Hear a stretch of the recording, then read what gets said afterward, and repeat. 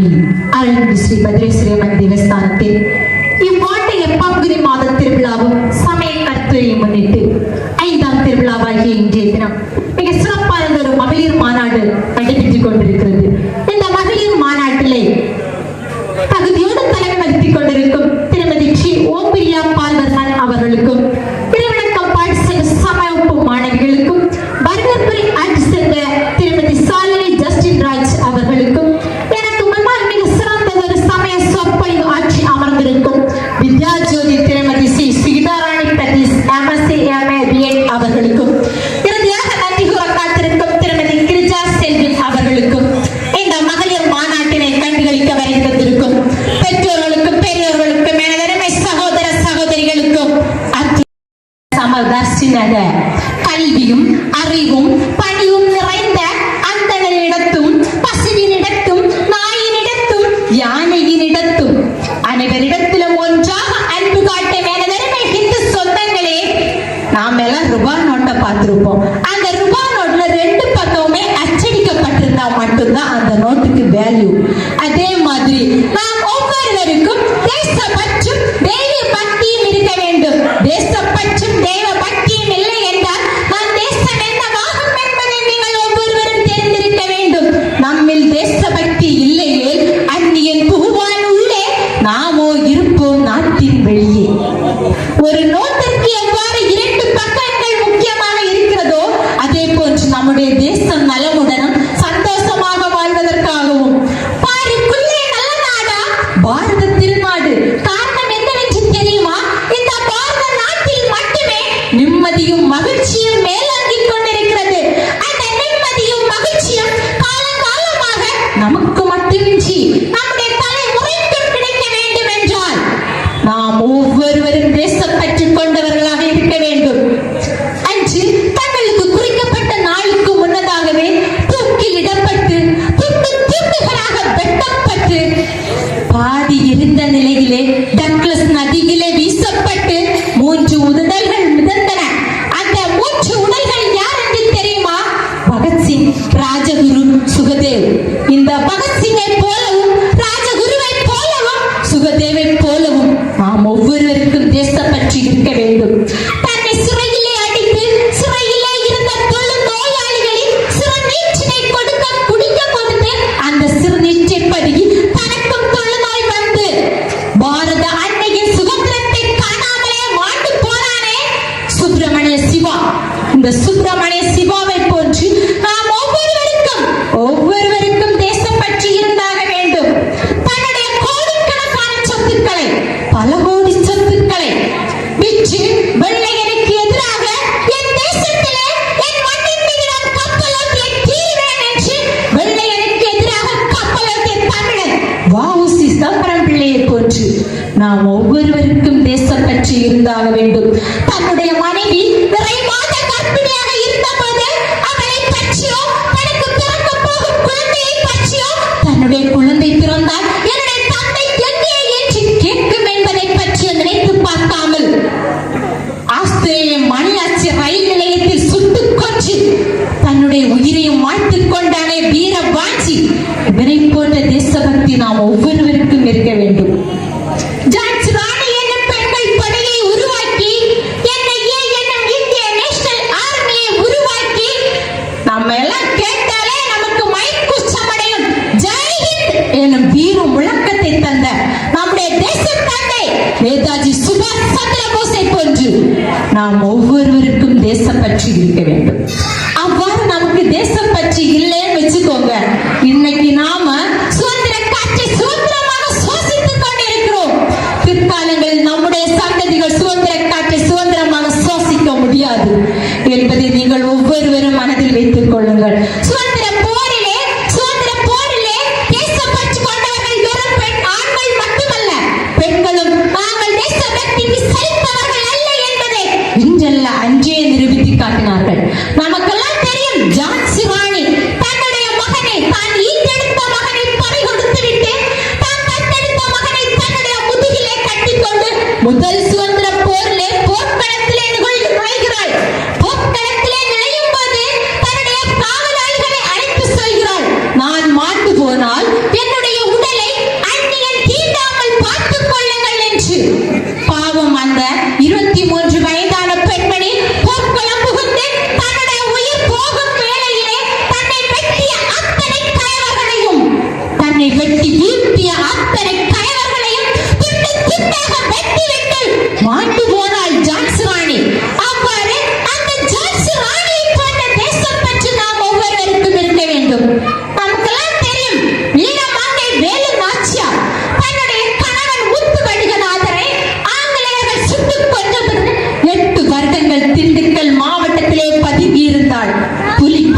குதிரை பாய்வதற்குத்தான்.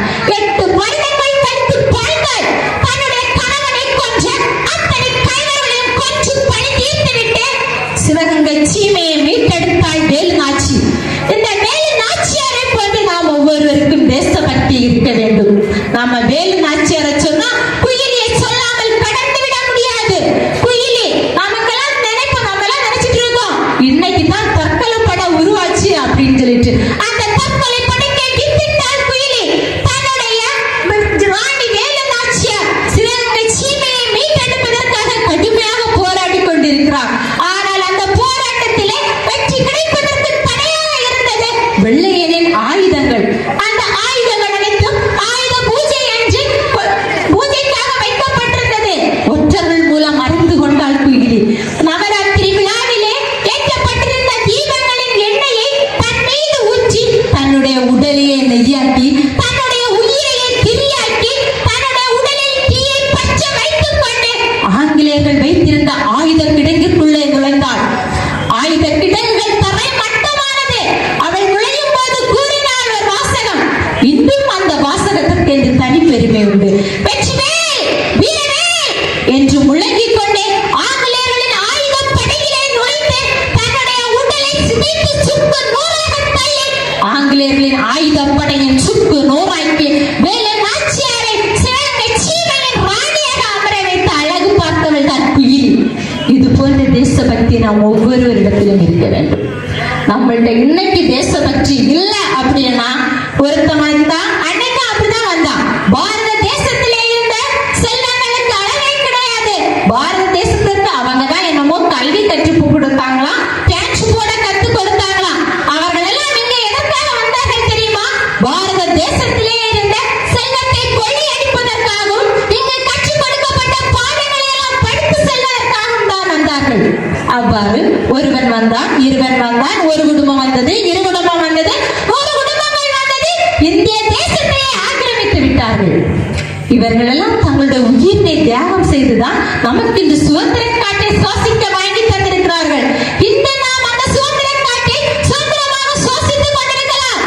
ஆனால் நாளை நமது தலைமுறை இவ்வாறு சுதந்திரமாக சுவாசிக்க முடியாது என்பதை நீங்கள் ஒவ்வொருவரும் மனதில் வைத்துக் கொண்டு நீங்கள் தேசப்பற்று உடையவர்களாக மட்டுமின்றி உங்களுடைய பிள்ளைகளின் தேசப்பற்று உடையவர்களாக உருவாக்குங்கள். வெறும் தேசப்பற்று இருந்தாலும் உதவாது. நமக்கெல்லாம் கண்டிப்பாக தெய்வ பக்தி வேண்டும்.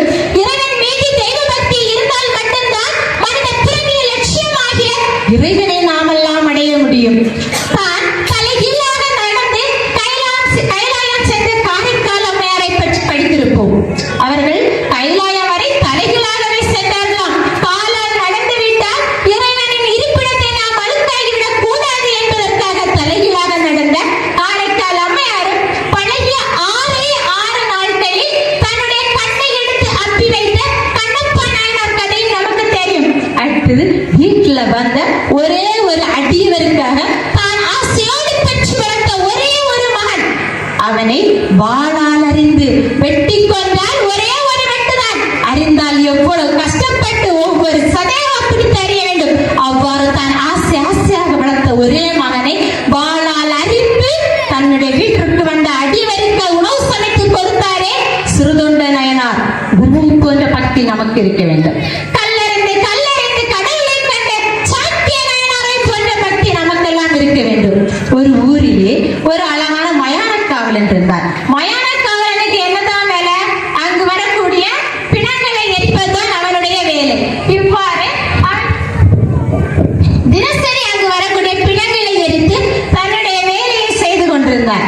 ஒரு நாள் நல்ல மழை, ஓவரா நல்ல மழை பெஞ்சிட்டு இருந்துச்சு. அன்னைக்கு என்ன செய்யலைன்னா அவனுடைய மயானத்துக்கு எந்த பிணங்களுமே வரல. அதுக்கு முன்னாடி ஒரு நாள் என்ன பண்றான்னா தாங்க வரக்கூடிய பிணங்களை எரிப்பதற்காக ஒரு குண்டு தோன்றான். அவ்வாறு ஒரு குண்டு தோண்டும் போது அந்த குண்டிலிருந்து எனக்கு ஒரு சிவலிங்கம் கிடைத்தது. பொதுவாக மண்ணிலிருந்து எது கிடைத்தாலும் யாருக்கு தான் சொந்தம்? அரசுக்கு தான் சொந்தம். என்ன கிடைச்சது? இப்போ ஒரு திரவியமான கிடைச்சு வச்சுக்கோங்க, யாருக்கு தான் கொடுக்கணும்?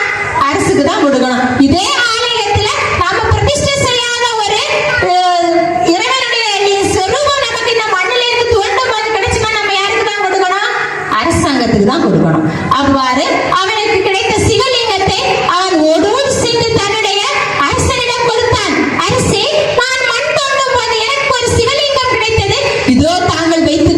என்று அரசன் அந்த சிவலிங்கத்தை கல்லாக பார்த்து விட்டார்.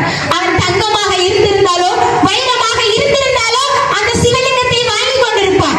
அது வெறும் கல்லாக இருந்த காரணத்தால் அந்த மயான காவலிடம் கூறினான், நீயே இதை வைத்துக் கொள் என்று. அவன் என்னமோ தனக்கு தங்கமும் வைரமும் கிடைத்தது போன்று அந்த சிவலிங்கத்தை கொண்டு வந்து தனக்கு வீட்டில் இருக்கக்கூடிய பழைய கஞ்சியை பிரசாதமாக படைத்து தனது மயானத்திற்கு வரும் பிணங்களை எடுத்து அந்த பிணத்திலிருந்து கிடைக்கும் சாம்பலை கொண்டு அபிஷேகம் செய்கிறான். தினசரி இவ்வாறு செய்கிறான். தான் குடிக்கும் பழஞ்சியை நைவேத்தியமாகவும் தன்னுடைய மயானத்திலே வரக்கூடிய பிணங்களை எடுத்து சாம்பலை அபிஷேகமாகவும் செய்து வாழ்கிறான். ஒரு நாள் கடும் மழை. அன்று எந்த பிணங்களும் மயானத்திற்கு வரவில்லை. மயானத்திற்கு பிணங்கள் வராத காரணத்தினால் காத்துக் கொண்டிருக்கிறான். சிவலிங்கத்திற்கு பூஜை செய்யும் நேரம் நெருங்கிவிட்டது. தன்னுடைய மனையாளை அழைத்தான். மனையாளே, இன்று நம்முடைய சிவலிங்கத்திற்கு அபிஷேகம் செய்வதற்காக எந்த பிணங்களும் வரவில்லை. ஆகையால் நான் இன்று மாண்டு போகிறேன். நான் மாண்டு போன பிறகு எனது உடலை எரித்து அந்த சாம்பலை கொண்டு நீ இந்த சிவலிங்கத்திற்கு அபிஷேகம் செய் என்று கூறுறான். ஆனால் அந்த மனையாள் என்ன சொன்னால் தெரியுமா? ஐயனே, நான் மாண்டு போகிறேன். என்னை எரித்து எனது உடலில் கிடைக்கும் சாம்பலை கொண்டு நீங்கள் இந்த சிவலிங்கத்திற்கு அபிஷேகம் செய்யுங்கள் என்று கூறினார். கூறினதோடு மட்டும் நின்று விடவில்லை. தன்னுடைய உடலை தீக்கு இரையாக்கி மாண்டு போனாள். பார்த்துக் கொண்டிருப்பாரா சிவன்? பார்க்கவில்லை. ஓடோடி வந்து எழுந்தருளி இந்த மனையாளை மீட்டுக் கொடுத்து இவர்களுடைய பக்தியை உலகெங்கும் பறைசாற்றினார். அப்படித்தான் நாம எல்லாருமே இறைவனிடம் உண்மையான பக்தி செலுத்தணும். இந்த உண்மையான பக்தி செலுத்தும் போது இறைவன் ஏதோ ஒரு ரூபத்தில் நாம் அனைவரிடமே வந்து காட்சி தருவார். தேசப்பற்றும் ஓகே, தெய்வ பக்தியும் ஓகே, ரெண்டும் இருந்தாலும் போதாது. கண்டிப்பா நாம எல்லாரும் என்ன செய்யணும்னா பணி செய்யணும். ஆலயத்திற்கு வருகிறோம். வீட்டிலே மணிக்கணக்கில் சினிமாக்களையும் டிவி தொடர்களையும் பார்த்துக் கொண்டு நேரத்தை வீணாக்குவதற்கு பதிலாக தினசரி ஆலயம் வாருங்கள். ஆலயம் வந்து குறைந்தபட்சம் 5 நிமிடங்களாவது ஆலயத்திலே உட்காருங்கள். வெறும் ஆலயத்தில் உட்கார்ந்தால் மட்டும் போதாது. எவ்வாறு உணவு உண்ணும் முன்பு ஒரு சொட்டு தண்ணீரை தரையில் விட வேண்டுமோ, எவ்வாறு குளத்தில் குளிப்பதற்கு முன்பு ஒரு சொட்டு தண்ணீரை தலையில் விட வேண்டுமோ, எவ்வாறு குளத்தில் குளித்த பின்பு ஒரு பிடி மண்ணை எடுத்து கரையில் போட வேண்டுமோ, அதே போன்று ஆலயம் வந்தால் ஒரு சலுகையாவது எடுத்து வெளியே போடுங்கள். இது நியதி. கண்டிப்பாக ஆலயம் வந்தால் குறைந்தபட்சம் ஒரு சலுகையாவது எடுத்து வெளியே போட்டுவிட்டு செல்லுங்கள். புண்ணியம் கிடைக்கும். நிச்சயமாக உங்களுக்கு புண்ணியம் கிடைக்கும். அவ்வாறு நீங்கள் செய்யும் போது எவ்வித பற்றுதலும் இன்றி இறைவன் ஒருவனையே பற்றாக கொண்டு அவன் ஒருவனையே பற்றிக் கொண்டு நீங்கள் பற்றுதலை விட்டு பணி செய்யுங்கள். ஒரு ஊரில் 2 பெண்மணிகள் இருந்தார்கள். இவ்வாறு தினசரி ஆலயம் வருவதும் ஆலயத்தில் செய்ய வேண்டிய பணிவிடைகள் செய்வதும் என தினசரி செய்து கொண்டிருந்தார்கள். காலங்களானது, வயதுகள் உருண்டோடியது. இருவரும் மாண்டு போனார்கள். இந்த மாண்டு போனதிலே ஒரு பெண்மணி சொர்க்கத்திற்கு சென்றால், இன்னொரு பெண்மணி நரகத்திற்கு சென்றாள். அப்ப நரகத்திற்கு சென்ற பெண்மணி பார்த்து கொண்டு சும்மா இருப்பாளா? இருக்கவில்லை. நேராக சென்று யமதர்ம ராஜனிடம் கேட்டாள். யமதர்ம ராஜாவே, அவளும் ஆலயத்தில் பணி செய்தாள். அதே ஆலயத்தில் அவளை கொண்டு நானும் பணி செய்தேன். அவ்வாறு இருக்கையில் அவள் சொர்க்கத்திற்கு சென்றதும் நான் நரகத்திற்கு சென்றதற்கும் காரணம் என்ன என்று கேட்டாள். நீதிமான் யமதர்ம ராஜா சொன்னார், அவள் எவ்வித பற்றுதலுமின்றி எனது ஆலயத்திலே தூள்வாரினாள், விளக்கு தேய்த்தாய், பணி செய்தாள். நீ தூள்வாரும் போதும் விளக்கு தேய்க்கும் போதும் என்ன கேட்டாய்? எனக்கு மகனுக்கு நல்ல வேலை கிடைக்கணும்னு கேட்டேன். கிடைச்சா? ஆமா, கிடைச்சு. எனக்கு கணவனுக்கு டெய்லி வேலை கிடைக்கணும்னு கேட்டேன். கிடைச்சா? ஆமா, கிடைச்சு. எனது மகளை நல்ல இடத்துல கல்யாணம் பண்ணி கொடுக்கணும்னு என்கிட்ட கேட்டேன். கிடைச்சா? ஆமா, என் மகளை நல்ல இடத்துல கல்யாணம் பண்ணி கொடுத்துருக்கேன். எனக்கு ஒரு நல்ல வீடு வேணும்னு கேட்டேன். கிடைச்சா? ஆமா, எனக்கு நல்ல வீடு கிடைச்சு. இது எல்லாம் கேட்டு முடிச்சதுக்கு அப்புறம் உனக்கு இங்க என்ன இருக்கு? ஒண்ணுமே இல்ல. நீ வேலை செஞ்சதற்கான கூலிய பூவுலகத்தில் வாழும் போதே கேட்டு பெற்று விட்டாள். ஆகையால் இங்கு புண்ணிய பலன்கள் இருப்பவர்களுக்கு மட்டுமே சொர்க்கம். புண்ணிய பலன் இல்லாதவர்களுக்கு சொர்க்கத்தில் இடமில்லை. அவள் எதுவும் கேட்கவில்லை, எதையும் அணவில்லை. தான் செய்த புண்ணியத்தை கொண்டு சொர்க்கத்திற்கு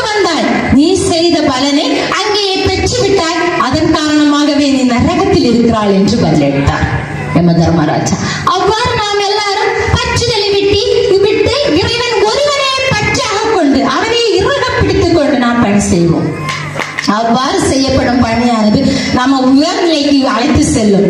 இவ்வாறு பற்றுதலோடு பணியோடு நின்று விடாமல் நம்முடைய கலாச்சாரத்தை ஒரு தலைமுறையிலிருந்து அடுத்த தலைமுறைக்கு கொண்டு செல்லுங்கள். போற்றி பாரதம் பண்பாடு நம்முடைய பண்பாடு, உலகெல்லாம் போற்றி கொண்டாடுகிறது நம்முடைய பண்பாட்டை. அவ்வாறு உயர்ந்த பண்பாட்டை கொண்ட நாம் அனைவரும் நம்முடைய பண்பாட்டை பின்பற்றுகிறோமா என்பதை நீங்கள் எல்லாம் சிந்தித்து பார்க்க வேண்டும். காலையில எழுந்தா என்ன செய்யணும்? பிள்ளைகள் தங்களுடைய பெற்றோருடைய பாதங்களில் வீழ்ந்து வணங்கணும். இதை நீங்கள் பின்பற்றுங்கள், உங்களுடைய பிள்ளைகளுக்கு சொல்லிக் கொடுங்கள். காலையிலும் மாலையிலும் விளக்கேற்றி இறைவனை இறை தரிசனம் செய்ய வேண்டும், நாம ஜெபம் செய்ய வேண்டும். செய்கிறீர்களா என்பதை சிந்தித்து பாருங்கள். செய்யாதவர்கள் இன்று முதல் செய்ய துவங்குங்கள். கலியுகத்திலே இறைவனை அடைவதற்கு மிக சிறந்த வழி நாம ஜெபம். திரேதாயுகத்திலும் கிருதாயுகத்திலும் பல லட்சக்கணக்கான செல்வங்களையும் பொருட்களையும் கொட்டி தீர்த்து யாகங்கள் வளர்த்துதான் இறைவனை காண முடியும். ஆனால் இந்த கலியுகத்திலே இறைவனை காண்பதற்கு ஒரு பைசா கூட செலவில்லை. வெறும் ஒரே ஒரு மந்திரத்தை மட்டும் நீங்கள் திரும்ப திரும்ப கூறி இறைவனை அடைய முடியும். அதற்காக தினசரி காலையிலும் மாலையிலும் வீடுகளில் விளக்கேற்றி நாம ஜெபம் செய்யுங்கள். அடுத்ததாக பெரியோரை கண்டால் கைகூப்பி வணங்குங்கள். ஹாய் என்று கையை காட்டி டாட்டா காட்டி கொண்டு சென்று விடாதீர்கள். நீங்கள் கையெடுத்து கும்பிடும் போது எந்த தேசம் சென்றாலும் சரி, எந்த நாடு சென்றாலும் சரி, நீ ஒரு இந்தியன் என்பதை அவர்கள் கண்டுபிடித்து விடுவார்கள். கை கூப்பி வணக்கம் சொல்வது பாரத திருநாட்டின் அடையாளம். நம்மளுடைய அடையாளத்தை நாமே அழிக்க கூடாது. நம்மளுடைய அடையாளம் தான் நம்மளுடைய வெற்றி. பாரத தேசம் இன்னும் எத்தனையோ தேசங்கள் அழிந்த பின்பும் அழியாமல் சுக்குநூறாக உடையாமல் தலை நிமிர்ந்து நிற்கிறது என்றால் அதற்கெல்லாம் ஒரே ஒரு காரணம் தான் நம்மளுடைய அடையாளமும் பாரம்பரியமும் கலாச்சாரமும் பண்பாடும் தான். அதை நாம் ஒவ்வொருவரும் ஒரு தலைமுறையிலிருந்து அடுத்த தலைமுறைக்கு நிச்சயமாக கொண்டு செல்ல வேண்டும். அடுத்ததாக நீங்கள் எல்லாம் சம்பாதித்த பணங்களிலே, அதாவது கோடிகளில் சம்பாதித்தால் லட்சங்களில் தானம் கொடுங்கள், லட்சங்களில் சம்பாதித்தால் 1000 தானம் கொடுங்கள், 1000 சம்பாதித்தால் 100 தானம் கொடுங்கள், 100 சம்பாதித்தால் 10 தானம் கொடுங்கள். 10 ரூபாய் கொடுக்க முடியலையா? 1 ரூபாய் கொடு. 1 ரூபாய் கொடுக்க முடியலையா? ஒரு பிடி அரிசியை கொடுங்கள். தினசரி ஒரு பிடி அரிசியாவது ஒருவருக்காவது கொடுத்து தானம் செய்யுங்கள். தானம் தர்மம் அப்படின்னு 2 விஷயம் நம்ம எல்லாருக்குமே தெரியும். கேட்காமலே கொடுக்கறதுக்கு பேர் தான் தானம். கேட்டு கொடுத்தா அது தர்மம். கர்ணன் கேட்கிறான் சாகும்போது, நான் எவ்வளவோ தர்மம் பண்ணிருக்கேன் கிருஷ்ணா, அப்படி இருந்தா எனக்கு ஏன் இந்த நிலைமை அப்படின்னு சொல்லிட்டு அப்ப கிருஷ்ணர் சொல்றாரு, தர்மா இந்த உலகத்துல 2 விஷயங்கள் இருக்கு. ஒண்ணு தானம், இனி ஒண்ணு தர்மம்.